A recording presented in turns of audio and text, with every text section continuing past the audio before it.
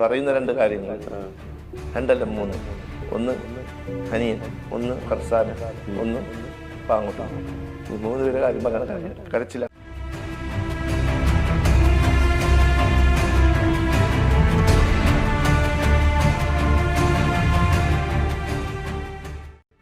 അഫാനെ last എന്നാ കണ്ടേക്കുന്നേ ചേച്ചി? ഞാനിപ്പോ കണ്ടിട്ട് 2-3 മാസമായി. അപ്പൊ ലാസ്റ്റ് കണ്ടപ്പോ എന്താ അഫാൻ എന്താ പറഞ്ഞേ? അപ്പാൻ ചോദിക്കുന്നു മച്ചി അപ്പിയ ഫർസാനയ എവിടെയെന്നാണ് ചോദിക്കുന്നത്. അസ്സലാമു അലൈക്കും, welcome back to Visal media. ഞാൻ ഫക്രുദ്ദീൻ പന്താവ്. സ്വന്തം സഹോദരനെയും വല്യമ്മയും ഉപ്പാട സഹോദരനെ അടക്കം 5 പേരെ കൊന്ന അഫാൻ്റെ ഉമ്മാടെ ന്യൂസ് 8 ഞാനൊരു ശബ്ദം ഞാൻ കേട്ടു. ആ ഒരു ഉമ്മയുടെ വാക്കുകളിൽ ഇപ്പോഴും ആ മകനോടുള്ള ഒരു കരുതലും സ്നേഹവും ഉണ്ട്. ആ ഉമ്മയുടെ വാക്ക് മാത്രമല്ല, ഏഷ്യാനെറ്റിലെ ആ ഉപ്പാടെ ഇൻ്റർവ്യൂ ഉണ്ടായിരുന്നു. 5 പേരെ മൃഗീയമായിട്ട് കൊന്ന അഫാനേക്കാൾ വലിയ ശിക്ഷയാണ് ആ ഉപ്പ അബ്ദുറഹീമും അദ്ദേഹത്തിൻ്റെ ഭാര്യയും അനുഭവിക്കുന്നത്. അവരിപ്പോൾ ഒരു ഭാഗത്ത് കടക്കൽ ഭാഗത്ത് ഒരു പച്ചക്കറി കട നടത്തുക. ആ പച്ചക്കറി കടയുടെ സൈഡിൽ ഒരു കിടന്നുറങ്ങുക. ഒരു മനുഷ്യൻ, കുടുംബക്കാർ മുഴുവനും അവരെ കൈവിട്ടു. ഒരാൾ പോലും മിണ്ടുന്നില്ല. ആളുകൾ കല്ലെറിഞ്ഞ് ഓടിക്കുന്ന ഒരവസ്ഥ, ആളുകൾ അവഗണിക്കുന്ന ഒരവസ്ഥ. പിന്നെ ആ പള്ളി ജമാഅത്തും കുറച്ച് നാട്ടുകാരുമാണ് അവരെ സപ്പോർട്ട് ചെയ്യുന്നത്. കുറച്ചവനെ ഓരോ പള്ളി മഹല്ലുകളും എങ്ങനെയായിരിക്കണം എന്നുള്ള ഉദാഹരണമാണ് ആ മനുഷ്യനെ കൈപ്പിടിച്ചുയർത്തുന്ന ആ ഒരു ജമാഅത്ത്. അഫാനെ പോയിട്ട് ജയിലിൽ കാണുന്നുണ്ട്. അഫാനെ കുറിച്ചിട്ട് ആ ഉപ്പ പറയണത് ഇങ്ങനെയാണ്, മറ്റേ അവർക്ക് കുറ്റബോധമുണ്ട്. കാണുമ്പോഴൊക്കെ ചോദിക്കണത്, എവിടെ എൻ്റെ വല്യമ്മ, എവിടെ എൻ്റെ അനിയൻ, എവിടെ അവൻ്റെ കാമുകി, എവിടെ?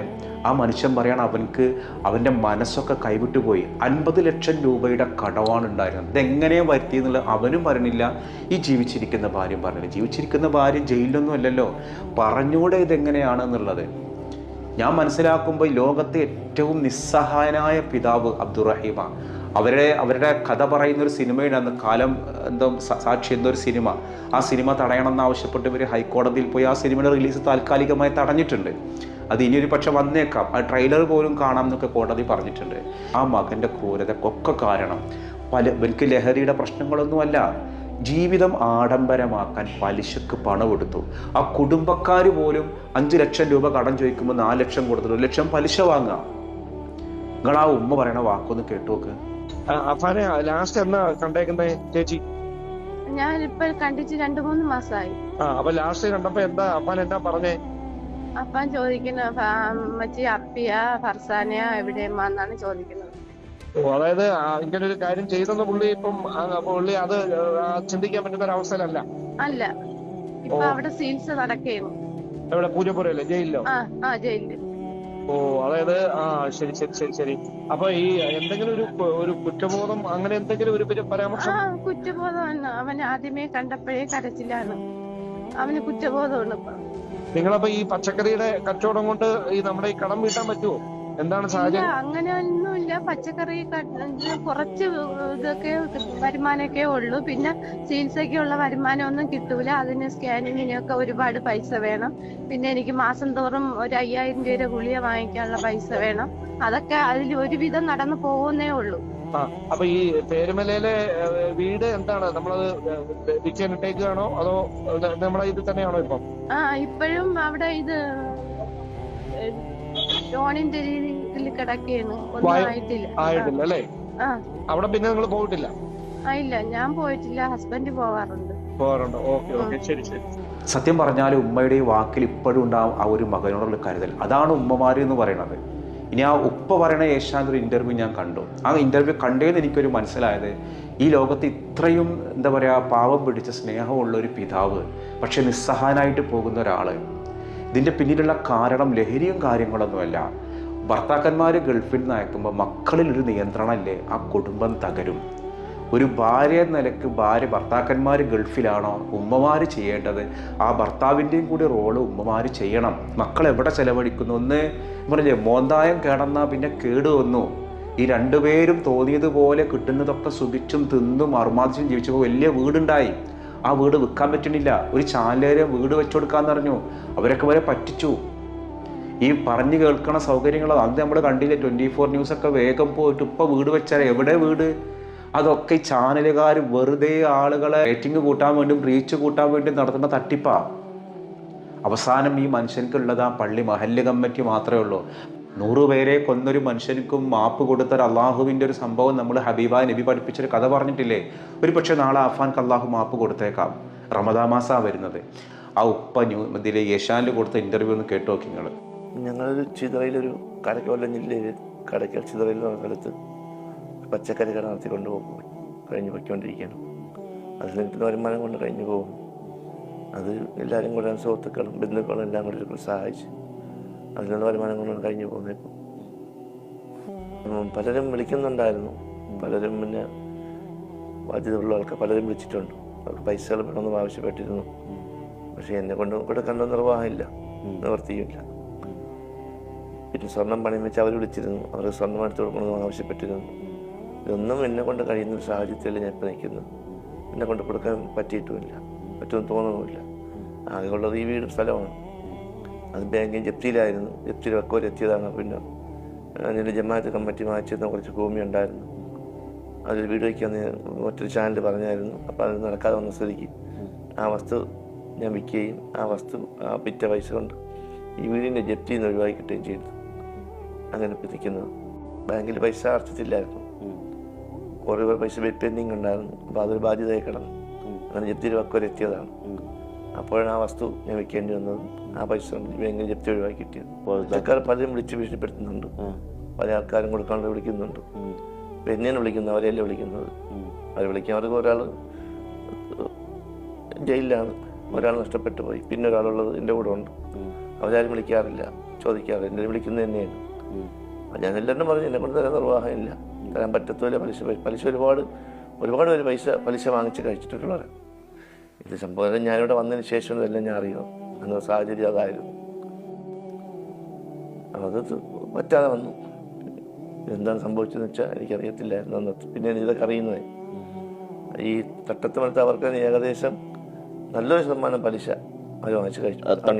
ബന്ധുവല്ലേ? ബന്ധുവാണ്. അവർ ആ ബന്ധു തന്നെ പലിശനത്തിൽ ഒരു വലിയ തുക വാങ്ങിച്ചിട്ടുണ്ട്. പലിശ മാത്രം ഏകദേശം 4 ലക്ഷം രൂപയ്ക്ക് 5 ലക്ഷം രൂപയുടെ പലിശ മാത്രം അവർ വാങ്ങിയിട്ടുണ്ടായിരുന്നു. മുതലായിട്ട് കൊടുത്തതും ഒരു പലിശ ഇനത്തിലേ ഈടാക്കിയിട്ടുള്ളൂ. പിന്നെ അവർ ഒരു വസ്തു വീട് വെച്ച് 5 ലക്ഷം രൂപ കൊടുത്തായിരുന്നു. അതിൽ 1 ലക്ഷം രൂപ അവരെടുത്തിട്ട് 4 ലക്ഷം രൂപ അവർക്ക് കൊടുക്കുകയും ഈ 4 ലക്ഷം രൂപയും അതിൻ്റെ ഇൻട്രസ്റ്റും, അതായത് 5 ലക്ഷം രൂപയും അതിൻ്റെ ഇൻട്രസ്റ്റ് അവർ അടയ്ക്കേണ്ടി വന്നിട്ടുണ്ടായിരുന്നു. അത് തുച്ഛമായ 30,000 25,000 രൂപ ബാലൻസ് ഉള്ളായിരുന്നു. എന്നിട്ടും തലേ ദിവസം 50,000 രൂപ ചോദിച്ചായിരുന്നു അന്ന് നിലനിൽപ്പിന് വേണ്ടിയിട്ട്. പക്ഷെ അവരൊന്ന് ആട്ടിപ്പായിക്കാണ് ചെയ്തത്. അവനെ ആക്ഷേപിച്ചു വിട്ടു.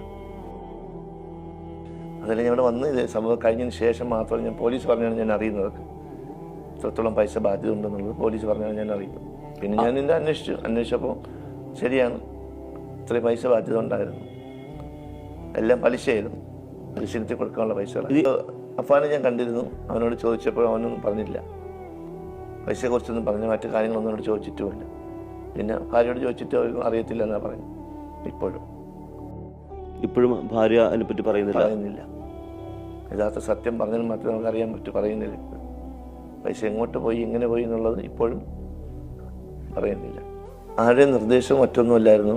അവനെ സൂയിസൈഡ് ചെയ്തതിനു ശേഷം മെഡിക്കൽ കോളേജ് ഡോക്ടർ ജയപ്രകാശ് അദ്ദേഹം നമ്പർ വാങ്ങിച്ച് വിളിച്ചിട്ട് നിങ്ങൾ 2 കൂടി വന്ന് അവനൊന്ന് കാണണമെന്ന് പറഞ്ഞു. എന്നാൽ മാത്രമേ അവൻ ജീവിതത്തിലേക്ക് തിരിച്ചു. ജീവിതം ഉണ്ടോ ഇല്ലയെന്ന് വെച്ചാൽ എനിക്കറിയത്തില്ല. അപ്പോൾ സോഷ്യൽ മീഡിയയിലൊക്കെ പലരും ഞാൻ പറഞ്ഞതായിട്ട് പറയുന്നത് പോലെ അഫ്ഗാൻ്റെ ഭാവിക്ക് വേണ്ടിയാണ് ഞാൻ ആ സിനിമയുമായി ബന്ധപ്പെട്ട് ആ സിനിമ സ്റ്റേ വാങ്ങാൻ പോയതെന്നൊക്കെ സോഷ്യൽ മീഡിയ പലരും എന്നെ ആക്ഷേപങ്ങളൊക്കെ ഒരുപാട് പറയുന്നുണ്ട്. പക്ഷേ അതിൻ്റെ സത്യാവസ്ഥ എന്താണെന്ന് വെച്ചാൽ എനിക്കത് ഞാൻ പറഞ്ഞിട്ടില്ല, അങ്ങനെയൊന്നും പറഞ്ഞതല്ല. അതെന്താണെന്ന് എനിക്കറിയത്തുമില്ല. അവൻ്റെ ഭാവി നിശ്ചയിക്കാൻ ഞാനൊരു ജഡ്ജിയോ മറ്റോ ഒന്നുമല്ല. ഞാനൊരു സാധാരണക്കാരനാണ്.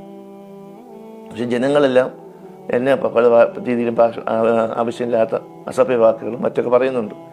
ഞാനങ്ങനെ ഒരു സംഭവം ഞാൻ പറഞ്ഞിട്ടുമില്ല, ഞാൻ പ്രവർത്തിച്ചിട്ടും ചെയ്തിട്ടില്ല. പക്ഷെ ഇതുപോലുള്ള ഒരു വാക്ക് ഇങ്ങനെ പറഞ്ഞു കേൾക്കുന്നുണ്ട്. ഞാനും പോയി കണ്ടത് ഈ ഡോക്ടറുടെ നിർദ്ദേശം അനുസരിച്ചാണ് ഞാൻ പോയി കണ്ടത്. കാര്യം അവനിങ്ങനെ ആ അവസ്ഥയിൽ നിന്ന് മാറ്റണമെങ്കിൽ ഞങ്ങൾ പോയി. കാര്യം അവൻ ആരും ഇല്ല എന്നൊരു തോന്നൽ വന്നു. ഞാനങ്ങനെ പറഞ്ഞത് എനിക്ക് കാണണ്ട. സത്യത്തിൽ അന്നത്തെ സാഹചര്യം എന്നെ കാണണ്ട എന്നുള്ളതായിരുന്നു. അവൻ അന്നത്തെ ഇപ്പോഴത്തെ മാനസികാവസ്ഥയിൽ അവനെ കാണണ്ടായിരുന്നു ഇപ്പോഴെനിക്ക് തോന്നുന്നു. കാണണ്ടായിരുന്നു. മറ്റൊന്നും സംസാരിച്ചിട്ടില്ല. ഡോക്ടർ നിർദ്ദേശിച്ച മറ്റു കാര്യങ്ങൾ ആ സംഭവത്തെക്കുറിച്ചോ മറ്റൊന്നും എന്നോട് ചോദിക്കാനോ ഒന്നും പാടില്ല. ഇപ്പോഴും പോലീസിൻ്റെ നിർദ്ദേശം അങ്ങനെയാണ്. കാരണം അവൻ്റെ മാനസികാവസ്ഥ എപ്പോഴും ശരിയല്ല. എപ്പോൾ വേണോ എന്നും ജീവിക്കണമെന്ന് ഇപ്പോഴും അവനെ ജീവിക്കണമെന്ന് ആഗ്രഹമില്ല. അവൻ എങ്ങനെയൊന്നും മരിച്ചാൽ മതി ജീവിക്കുന്നതൊക്കെ. ജയിലിൽ കഴിഞ്ഞ മാസം ഞാൻ പോയിരുന്നു. അതിനെ കൂടെ ഓരോ വിളിക്കുമ്പോൾ ഞാൻ അവനെ പോയി കാണുന്നുണ്ട്. അത് ജയിൽ അധികൃതർ വിളിച്ചിട്ട് പറയും വിളിക്കുമ്പോൾ പോയി കാണും. അവൻ്റെ മാനസികാവസ്ഥ ഇപ്പോഴും ശരിയല്ല. മാനസികമായി അവനും ഈ സംഭവത്തിന് ശേഷം ആകെ തളർന്നു പോയി. മാനസിക നില ശരിയല്ല. നിങ്ങൾ ഈ ഒരു വീഡിയോ കണ്ടിട്ട് ഈ മകനെ രക്ഷിക്കാൻ ഇറങ്ങുന്ന ഒരു പിതാവായിട്ട് തോന്നിയിട്ടുണ്ടോ? എനിക്ക് തോന്നിയിട്ടില്ല കേട്ടോ. എനിക്ക് ആ പാവം പിതാവിൻ്റെ വാക്കുകൾ വളരെ ആത്മാർത്ഥമായിട്ട് പറയുന്നതായിട്ടാണ് തോന്നിയിട്ടുള്ളത്. എന്നാലും നിങ്ങൾക്ക് എന്താ തോന്നിയെന്ന് താഴെ കമൻറ്റ് ചെയ്യുക. അപ്പോൾ ഇൻഷാ അല്ലാഹ് കഴിഞ്ഞ വീഡിയോക്ക് എല്ലാവരും കൃത്യമായ ഉത്തരം എഴുതി മുഖം ഉമർഫൈസ് ചെയ്യുന്നുള്ളതാണ്. ഞാൻ ഇന്ന് ചോദിക്കുന്ന ഒരു ചോദ്യം. കാന്തപുരം AP വിഭാഗത്തിൻ്റെയും സമസ്ത 100ാം വാർഷിക സമ്മേളനം ആരംഭിക്കാൻ പോവാണ്. എവിടെ വെച്ചിട്ടാണ് കാന്തപുരം AP വിഭാഗത്തിൻ്റെ സമസ്തയുടെ 100ാം വാർഷിക സമ്മേളനം നടക്കുന്നത് എന്നുള്ളതാണ് ചോദ്യം. ആ ഉത്തരവാണ് നിങ്ങൾ കമൻറ്റ് ചെയ്യേണ്ടത്. മറ്റൊരു ദിവസം മറ്റൊരു വീഡിയോയുമായി വീണ്ടും കാണാം. അസ്സലാമു അലൈക്കും.